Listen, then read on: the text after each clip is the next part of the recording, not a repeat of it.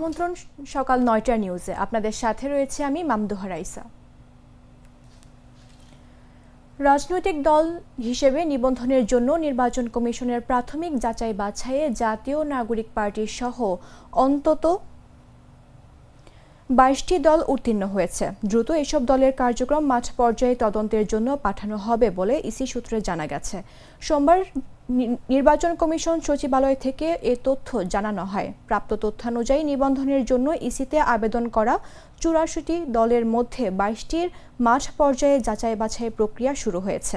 দলগুলোর দেওয়া তথ্য এবং মাঠ পর্যায়ের বাস্তবতার উপর ভিত্তি করে এ যাচাই কার্যক্রম পরিচালিত হবে।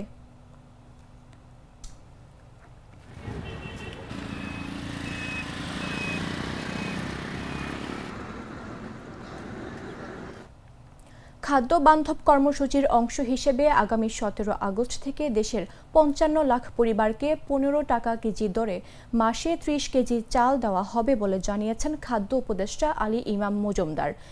সোমবার মানিকগঞ্জ জেলা সার্কিট হাউসে জেলা প্রশাসন ও খাদ্য অধিদপ্তরের স্থানীয় পর্যায়ের কর্মকর্তাদের সঙ্গে মতবিনিময় সভায় এ কথা বলেন তিনি। তথ্য অধিদপ্তরের এক বিবরণীতে এসব তথ্য জানানো হয়।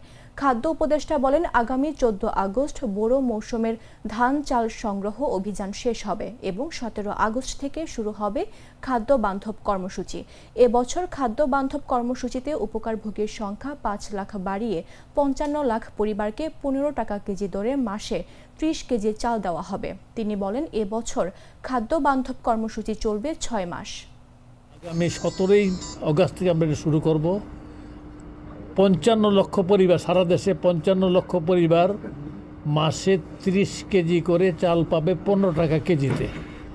তো এই উপজেলার এর জন্য প্রস্তুতিমূলক ব্যাপারটা নিয়ে আলাপ করতে এসেছিলাম। তারা মোটামুটি সম্পূর্ণ প্রস্তুত আছে। আর আমাদের সারা দেশে সামগ্রিকভাবে এখন আপনারা জানেন যে আমরা রেকর্ড পরিমাণ খাদ্যশস্য বর্তমানে আমাদের মজুদে আছে। আজকের দিনে সকালের মজুদ ২১,৮০,০০০ মেট্রিক টন খাদ্য আমাদের মজুদের মধ্যে আছে। সুতরাং আমরা এদিক দিয়ে কোয়াইট কমফোর্টেবল অবস্থায় আছি। বরং মানিকগঞ্জ জেলা একটু পেছনে আছে, খাদ্য সংগ্রহের দিক দিয়ে একটু পেছনে আছে। যেটুকু পেছনে আছে, ডিসি সাহেব আমাদের কথা দিয়েছেন, ডিস্ট্রিক্ট কন্ট্রোলার ফুডকে সহ একটু পরে বসার পরে আমাদের ১৪ তারিখ পর্যন্ত প্রকিউরমেন্ট চলবে। এর মধ্যে যতটা সম্ভব এটা মেকআপ করে দেবেন বলে আমরা আশা করছি। আর খাদ্যবান্ধব কর্মসূচি যেটা আছে এটা চলবে আগস্ট, সেপ্টেম্বর, অক্টোবর, নভেম্বর, ৪ মাস চলবে। আবার ডিসেম্বর, জানুয়ারি বন্ধ থাকবে, যে ফসলের মৌসুম। আর ফেব্রুয়ারি মাস ২ মাস চলবে। এই ৬ মাস চলবে। ৫৫ লাখ লোক পাবে মাসে ৩০ কেজি করে। আগামী নির্বাচন সবচেয়ে কঠিন নির্বাচন হবে বলে মন্তব্য করেছেন বিএনপির ভারপ্রাপ্ত চেয়ারম্যান তারেক রহমান। তিনি বলেন, এই নির্বাচন ঘিরে বিভিন্নভাবে ষড়যন্ত্র হচ্ছে। তবে জনগণের আস্থা, বিশ্বাস ও ভালোবাসা অর্জন করা গেলে সব ষড়যন্ত্র মোকাবেলা করা সম্ভব। সোমবার বিকেল ৪:৩০টায় নওগাঁ কনভেনশন সেন্টারে জেলা বিএনপির দ্বিবার্ষিক সম্মেলনের প্রধান অতিথি হিসেবে ভার্চুয়ালি যুক্ত হয়ে তিনি একথা বলেন। ইনশাআল্লাহ নির্বাচিত আপনি হয়ে দ্বিবার্ষিক সম্মেলনের সম্মানিত সভাপতি তারেক রহমান, আজকের এই অনুষ্ঠানের প্রধান বক্তা, তাদের বক্তব্য চলে যাবে। অনেকগুলো চ্যালেঞ্জ আছে। কি সেই চ্যালেঞ্জ? একটা দুইটা করে ২-৪টাও যদি আপনাদের সামনে, সবাই আপনারা জানেন বিষয়গুলো, সবাই আপনারা এই ঘরে উপস্থিত প্রতিটা মানুষ আপনারা জানেন। আমাদের প্রচুর বেকার আছে সারা বাংলাদেশে। তরুণদের মধ্যে, যুবকদের মধ্যে প্রচুর বেকার আছে। এই শিক্ষিত বেকার হোক, অল্প শিক্ষিত বেকার হোক, এই বেকারদের কর্মসংস্থানের ব্যবস্থা করতে হবে না আমাদেরকে? করতে হবে। তো আমাদের নদী, নালা, খাল, বিলগুলো শুকিয়ে গেছে। শুকিয়ে যাওয়ার ফলে একদিকে যেরকম কৃষি কাজের জন্য কৃষকের পানির সমস্যা হয়, আবার আরেক দিকে দেখি আমরা অল্প বন্যায় বা অল্প বর্ষা মৌসুমে বৃষ্টি বাদলে অনেক এলাকা বাংলাদেশের ভেসে যায়। পানিগুলো যাবে কোথায়? এই খাল খনন করতে হবে আমাদেরকে, নদী খনন করতে হবে, কৃষিকের জন্যই হোক, পানির জন্যই হোক, অথবা বন্যাকে প্রতিরোধ করার জন্যই হোক। আমাদের শিক্ষার কি অবস্থা? আপনাদের প্রত্যেকেরই আত্মীয় স্বজন, সন্তান, নিজেদের সন্তানরা এই দেশে পড়ালেখা করছে।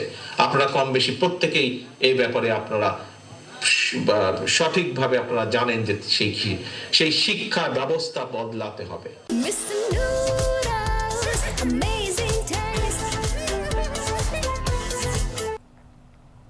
মৌসুমী বায়ু বাংলাদেশের ওপর কম সক্রিয় এবং উত্তর বঙ্গোপসাগরে মাঝারি অবস্থায় রয়েছে, ফলে সারা দেশে বৃষ্টিপাত কমেছে। দেশের 4 বিভাগে ছিল বৃষ্টিহীন। সর্বোচ্চ 77 মিলিমিটার বৃষ্টি হয়েছে সৈয়দপুরে।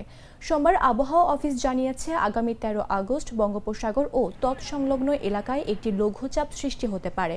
এর ফলে 2 দিন সারা দেশে বৃষ্টি বাড়তে পারে। আবহাওয়া অফিস জানিয়েছে, মঙ্গলবার রংপুর বিভাগের অধিকাংশ জায়গায়, রাজশাহী, ময়মনসিংহ ও সিলেট বিভাগের অনেক জায়গায়, ঢাকা, খুলনা, বরিশাল ও চট্টগ্রাম বিভাগের কিছু কিছু জায়গায় অস্থায়ীভাবে দমকা হাওয়া সহ হালকা থেকে মাঝারি ধরনের বৃষ্টি, বজ্রসহ বৃষ্টি হতে পারে। সেই সঙ্গে রংপুর, রাজশাহী, ময়মনসিংহ ও সিলেট বিভাগের কোথাও কোথাও মাঝারি ধরনের ভারী থেকে অতি ভারী বর্ষণ হতে পারে। এ সময় সারা দেশ দিন এবং রাতের তাপমাত্রা প্রায় অপরিবর্তিত থাকতে পারে।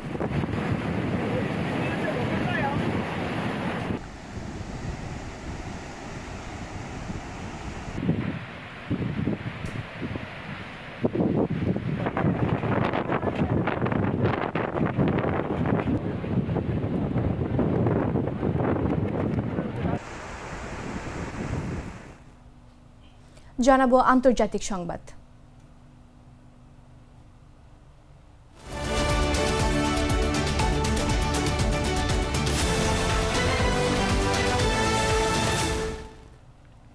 ভারতে বাংলায় কথা বলে ফের হেনস্থার শিকার হয়েছেন পশ্চিমবঙ্গের এক পরিযায়ী শ্রমিক।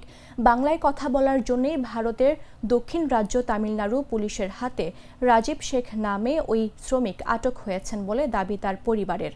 পরিবার সূত্রে জানা গেছে, রাজীব শেখ পশ্চিমবঙ্গের উত্তর 24 পরগনা জেলার টাকি পৌরসভার 16 নম্বর ওয়ার্ডের নাগরিক। তিনি 5 থেকে 6 বছর তামিলনাড়ুতে শ্রমিক হিসেবে কাজ করতেন। গত জুলাই মাসে তাকে আটক করে পেরেমবালা থানা পুলিশ। ভারতীয় নাগরিকত্বের সব রকম নথিপত্র জমা দেওয়ার পরও রাজীবকে আটক রাখা হয়েছে। জানা গেছে, প্রথম কয়েকদিন পরিবারের সঙ্গে ফোনে যোগাযোগ ছিল রাজীবের। এরপর হঠাৎ করে যোগাযোগ বিচ্ছিন্ন হয়ে যায়। থানার পক্ষ থেকে নাগরিকত্বের প্রমাণপত্র চাওয়া হলে সব নথিপত্র পাঠিয়ে দেয় রাজীবের পরিবার। তবে এখনও ছাড়া পাননি রাজীব।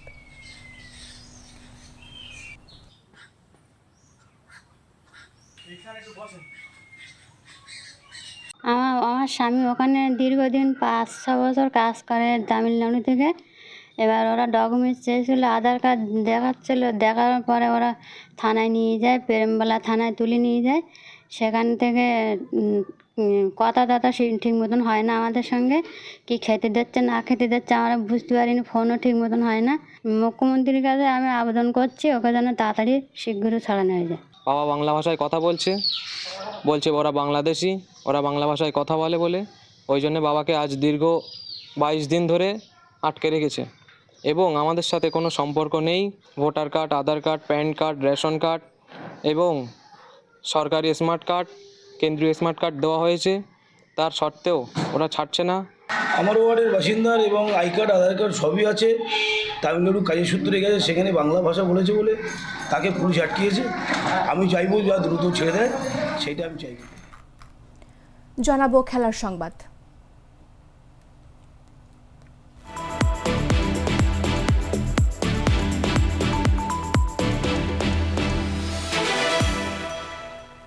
পতন যেন ঘিরে ধরেছে বাংলাদেশকে। গত কয়েক বছর তুলনামূলক ভালো ফরম্যাট ওয়ানডেতেও ধারাবাহিকতা হারিয়ে ফেলেছে বাংলাদেশ জাতীয় ক্রিকেট দল, যার প্রভাব স্পষ্ট দেখা যাচ্ছে আইসিসির টিম র্যাঙ্কিংয়ে। গেল জুলাইয়ে শ্রীলঙ্কার বিপক্ষে 3 ম্যাচের সিরিজের মাত্র একটি ওয়ানডেতে জিতে র্যাঙ্কিংয়ে 10 নম্বর থেকে 9 নম্বরে উঠেছিল বাংলাদেশ। অন্য দলগুলোর ভালো খেলার ভিড়ে মাঠে না নেমেও ফের 10 নম্বরে নেমে গেছে মেহেদী হাসান মিরাজের দল।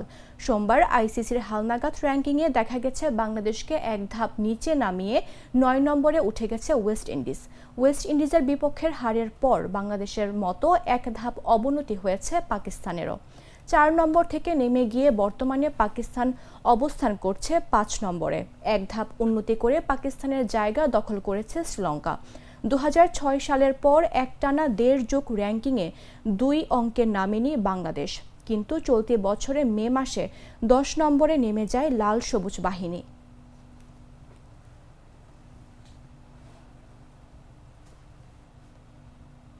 দর্শক, এই ছিল এখনকার মতো। এতক্ষণ সঙ্গে থাকার জন্য ধন্যবাদ সবাইকে।